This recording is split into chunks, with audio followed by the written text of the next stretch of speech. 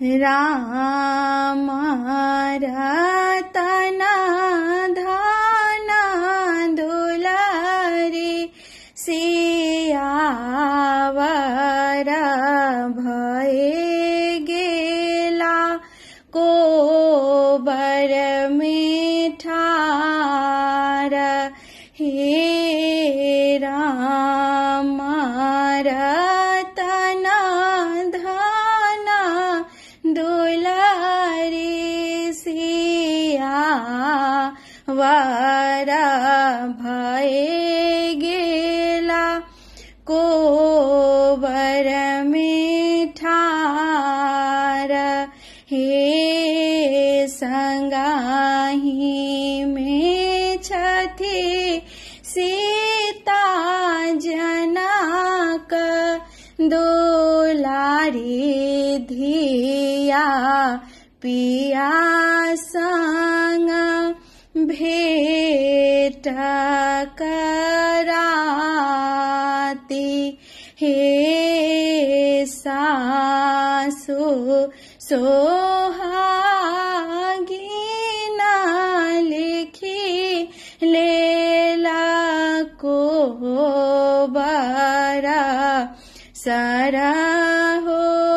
जी देला सजाय हे ननदो सोहागिना फूला छिरिया ओला गमा गमा गमा कय गुलाब हे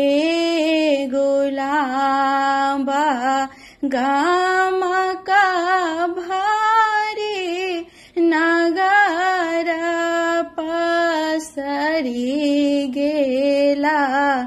नगर का लोक देला शीस हे जुगे जुगे सिया राम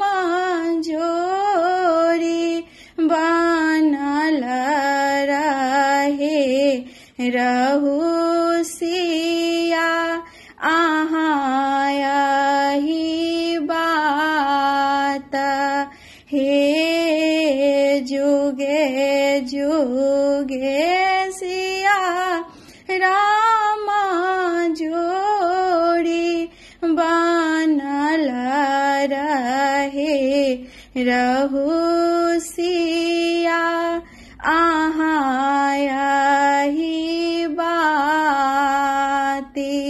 हे